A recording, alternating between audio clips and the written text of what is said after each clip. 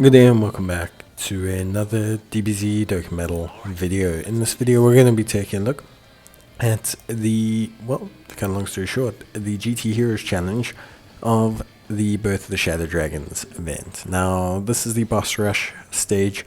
I've covered the Battle of Fate missions, which I think is harder than this personally, just because the category is harder to put together. As much as this one is difficult, and if you don't have AGL Gogeta, obviously it's more difficult, I do think you still have a great roster besides that. There's been a lot of buffs to GT Heroes recently. There were some great buffs to it beforehand with the AGL SS4 Ku, the physical Goku, the Int Vegeta. So it's not like there's a ridiculous, impossible challenge here. And it only requires you to use 4 GT Heroes, so you could still do something like Giant 8 Power, for example, where you're able to use units like Tech Vegeta, etc. So I think realistically, as much as GT Heroes is probably one of the strongest teams in the game right now, I think this mission, besides that, has enough flexibility with only the 4 character requirement that you can get it done fairly consistently. Now the boss rush stage is pretty long, which I think a lot of players like. It has multiple phases. It's got 1, 2, 3, 4, 5, 6, 7, 8 phases, and the health of the characters goes up quite a lot. Starting against Hey Shenron, 60 million, Raid Shenron 30, Oceanus 42, Naturon 75, Nova 70, Ice 208, Sin 271, Omega half a bill. So it does slowly scale up and up and up and up and up. And so you get more and more time to stack, to kind of build up, to get your rotations right, to build up your units, get your transformations correct, basically just to do a lot of really good work. So I think from that aspect, personally for me, I do find that this event is quite nice to players. In terms of our team, so you can see it on screen, we've got AGL Gogeta, AGL SS4 Ku, both Pans, the Summonable Strength Pan, who I think is great, the Physical Pan, who got her easy A, also who I think is great, Physical SS4 Duo, and the Int SS4 Gogeta. The rotations that I'm running is actually the SS4 Duo and the Int Gogeta, and the AGL Gogeta and an SS4 Ku, and I'm floating a Gogeta, but that's just because I wanted to try out Int Gogeta as a second slot unit, and I wanted to try out the SS4s, allowing them to build up. But it wasn't, you should probably be running, for example, the AGL Gogetas as first slot units and floating the Int Gogeta for sure.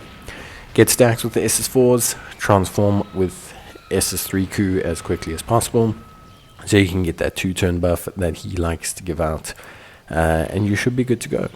That really kind of covers it. I saved my Whis, my active skills, everything except for the giant form, or for the Omega Shenron phase. Omega Shenron is pretty tough. We'll talk about him just now in a bit more detail, but he's definitely pretty tough. He's quite difficult to deal with. He's got a lot of different mechanics that make him difficult. Sin Shenron hits about as hard, but it's more the health pool that Omega Shenron has. It's the health pool, it's the damage reduction, it's everything that he's got that makes him annoying to deal with, more so than the Sin Shenron, who hits almost as hard but won't feel nearly as hard a fight. Because if you look at Sin Shenron, for example, he has a 2.3 million normal and he has 6.6 million supers. Omega Shenron has 2.5 million normals and 7 million supers, but the big difference is the health pool. Sin Shenron has almost half the health of Omega Shenron, which is the first and most important thing. He also has 10% less damage reduction, so that double health plus that extra 10% makes it feel way, way harder. Makes it feel way, way harder. And then you've got obviously the double aspect of the 2 AoEs that you can face. You have the 2.5 million AoE normals, and you have the 1.2 million AoE normals. That can chip away at your health pool depending on how much your characters are built up and what they can do. Then you've got obviously, his orb changing as well. Very annoying because it can prevent you from having enough ki, can prevent you from kind of functioning properly. Your team can run at kind of a lesser level, just everything like that. And then on top of that as well, we also have the guaranteed hit. So disables evasion. That's annoying, especially if you're relying on an evasion tank. it can be very overwhelming, can kind of remove your ability to really control the narrative. And I think, I think that's really the difficult part. Disabling evasion is always irritating. I think it's up there with the most annoying boss mechanics. You've got locking in place, definitely irritating. Then you've got sealing, also very irritating. But I think disabling evasion is probably the second one, especially when you combine the two. Fortunately, Omega Shenron does not do that. Otherwise, I think it would be even tougher. But it's a pretty tough fight. I think Omega Shenron, at least right now, probably one of my top 3 or 4 hardest fights in the game, for sure. Outside of some very gimmicked events like Festival of Battles, etc., where players are obviously focused on that. I think overall, though, it's a very very straightforward lineup. I think the strength of the lineup is very good. Replacements, physical GT Goku's always going to be good. He's got type advantage against Omega. He's very good defensively after Super. Int Vegeta also should be more than fine. Like I said, if you're running a GT Heroes team, it's fairly simple. If you're running Giant Ape Power, a little bit more tweaking involved, but Tech Vegeta is a great option to kind of introduce into your team.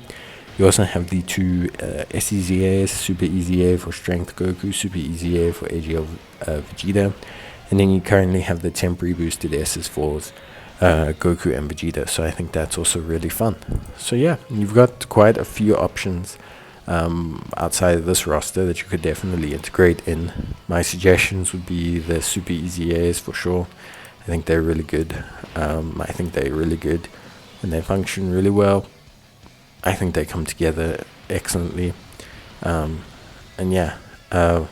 me, there's definitely good scope, at least from my side.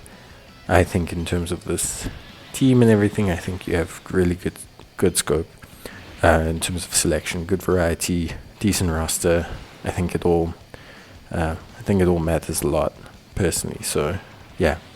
Aside from that, honestly, I would say isn't really anything too important. Like I said, use your actives, use your Whis during the Omega Shenron phase.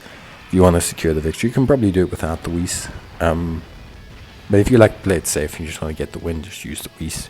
That's what I do. I mean, I don't have to use them. Sometimes I think, wow, I could not use them, and then I'm like, well, what's the point? Why not just use them? And that's kind of the message I'm sending to you. Like, what do you gain from not using them? Go for the no item run afterwards. So yeah, bye.